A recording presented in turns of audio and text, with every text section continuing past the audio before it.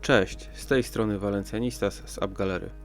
W dzisiejszym odcinku chciałbym Wam pokazać jeden ze sposobów na rozegranie poziomu Infernal 200. Zdaję sobie sprawę, że wielu średnich i dużych spenderów ma ten poziom już dawno za sobą, ale wielokrotnie podkreślałem, że filmy, które tworzę, są dla wszystkich graczy i jeżeli w jakikolwiek sposób będę mógł pomóc graczom free-to-play przejść kolejny poziom, to będę uważał, że warto i misja zakończona sukcesem. Zanim jednak przejdę do meritum sprawy, chciałbym Wam przypomnieć o kampanii AppGallery, w której za zakupy pakietów w State of Survival otrzymujecie kryształy AppGallery, które to kryształy wymienicie na kupony i można tymi kuponami płacić za kolejne pakiety w grze, tak jakby była to zwyczajna waluta, której używacie na co dzień.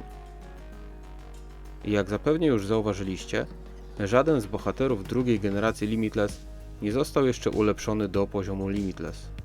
To znaczy, nie został w nich skończony w całości niebieski mózg. Wolfe brakuje niewiele, jeden poziom. Tak samo Trish. Za to Jeb został całkowicie nieruszony, jeżeli chodzi o ulepszanie jego poziomu Limitless. Wiąże się to z tym, że bardzo ciężko graczom free-to-play jest zdobyć jego fragmenty. A jak już wielokrotnie wspominałem, uważam, że bliżej mi do graczy free-to-play niż do spenderów. A ponieważ moim bohaterom brakuje zarówno zdrowia, jak i wysokich statystyk obronnych, to właśnie na tym skupiam się, zbierając talenty czy wzmocnienia, bo różnie się to nazywa, na ścieżce misji Infernal 200. To, na co jeszcze chciałbym Wam zwrócić uwagę, to poruszanie się Wolfem. Z jakiegoś powodu deweloperzy udostępnili opcję poruszania się bohaterami piechoty. I dobrym posunięciem jest korzystać z tej możliwości, oddalając zombie od Trish i Jeba. Po pierwsze, zwiększymy dystans między bohaterami, którzy mają zdecydowanie mniej punktów zdrowia niż Wolfe. A po drugie, wydłużymy czas, jaki potrzebują zainfekowani, aby dostać się do naszych bohaterów. Jako że właśnie Wolfe jest bohaterem, który gra główne skrzypce w tej orkiestrze, staram się, aby talenty wzmocnienia jak najbardziej odbijały się na jego statystykach. Pamiętajmy, że inaczej niż w przypadku, kiedy naszym bohaterem piechoty był Nikola, tym razem nie możemy ustawić wieżyczki Tesli, która przejmie na siebie obrażenia zombie. Dlatego to właśnie Wolfe musi robić jako tank zbierający obrażenia. Na szczęście ma wysokie bazowe statystyki punktów zdrowia i obrony, więc z tej roli, przynajmniej na razie, wychodzi bardzo pozytywnie. Jako bohaterów wspomagających użyłem Jokera i Kucharza. Z bardzo prostej przyczyny. Obrażenia granatu Kucharza są przeogromne względem umiejętności specjalnych jakichkolwiek innych bohaterów piechoty.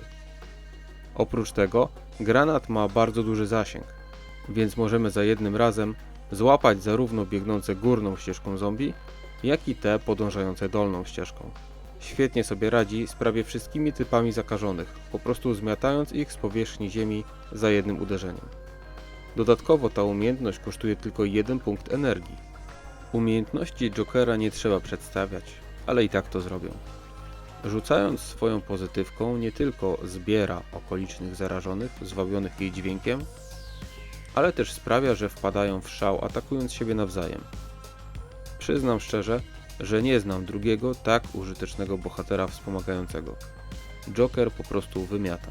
Zwłaszcza w konfrontacji z bardzo silnymi zakażonymi, jak ten ciskający lodowymi strzałami, czy ogromne pająkomuchy, które zainfekowane morderczym szałem potrafią jednym ciosem zabić dowolnego zakażonego.